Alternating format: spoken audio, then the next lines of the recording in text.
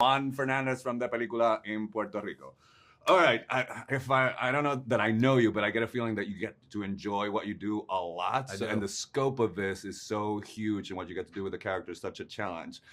But that's the thing, like, it would seem like it would be a blast, but your character's not having a good time. So how do you sort of balance the hype of, I'm doing an Edgar Wright movie, but I'm sort of have to be in this real emotional space? That's a really funny observation. I mean, I am probably the only person in this movie that's really not having a good time. No, not at all. You know what I mean? Like, I mean, everybody, the world that Edgar created is obviously bright and colorful and dynamic. I mean, it's this reality show where the entire world is tuning in to watch one man get hunted.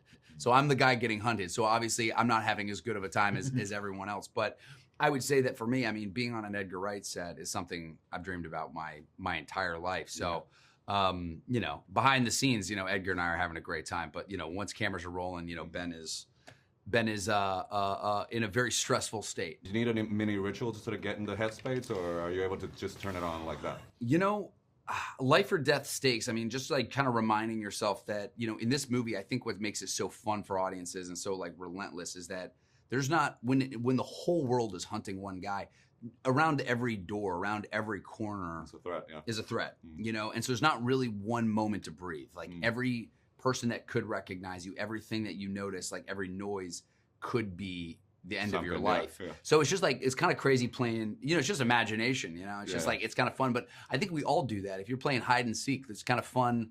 This is the most lethal game of hide and seek ever, you know? So I don't mean to turn this into therapy, but there just seems to be a recurring theme of you like hiding in plain sight with costumes and stuff like that. I mean, does that mean that you don't dress up for Halloween because you get to do it That's for funny. work? No, you know, I love costumes. I mean, you know, as a kid, you know, we'd go to Walmart and I'd want to wear a costume. You know what I mean? I kind of treated everything like a bit of fun, you know, and I think when I host parties with my friends, you know, it's like I love a good costume. I think it kind of brings like different energy out in people, different spirit, and so it's not like I'm trying to hide. I'm just trying to make this thing a party, you know. But what I wonder is, do you think that it's more challenging when it's just you and there's no alteration and you have to portray a different guy who's not you?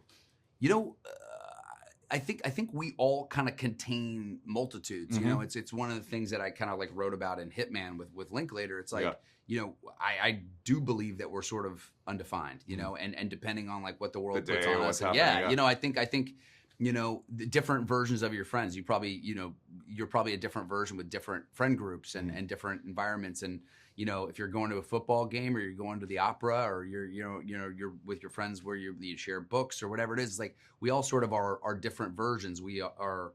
So I think that for me, like, I just enjoy like kind of highlight. That's what's great about this job is I get to kind of highlight different aspects of myself. Okay. So we were once at awards, and it was by the time that Hidden Figures was about to come out, and I sort of accosted you to want to say how much I enjoyed Everybody Wants Some. And I would imagine that with every project that it becomes like a bigger thing, that sort of multiplies. Are you used to that sort of part of the attention of what your job is, or does it feel like an intrusion because you have to balance your life when you're not on camera?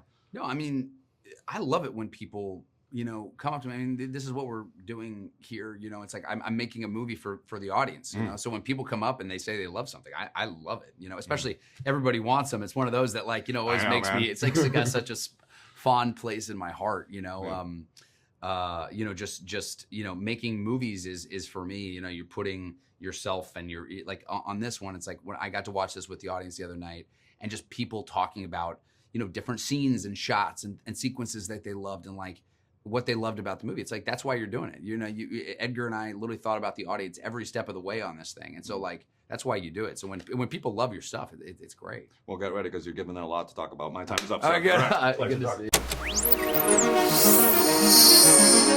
you.